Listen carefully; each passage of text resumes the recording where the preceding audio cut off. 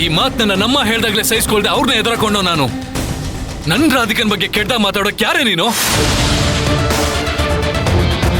ಕೊಂದು ಬಿಡ್ತೀನಿ. ಮರ್ಯಾದೆಯಿಂದ ಇಲ್ಲಿಂದ ಹೊರಟೋಗು. ಆಗೋದಿಲ್ಲ. ನನಗೂ ನನ್ನ ಹೊಟ್ಟೆಲಿರೋ ಮಗುಗೂ ನ್ಯಾಯ ಸಿಗೋವರೆಗೂ ನಾನು ಇಲ್ಲಿಂದ ಹೋಗೋದಿಲ್ಲ. ನಿನ್ನ ಒಂದ್ ನಿಮಿಷ.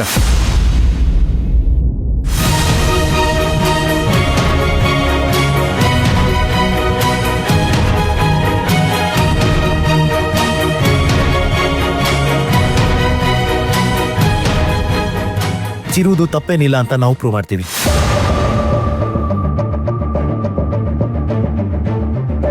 ಏನಮ್ಮ, ನೀನ್ ನಿಜವಾಗ್ಲೂ ಪ್ರೆಗ್ನೆಂಟಾ?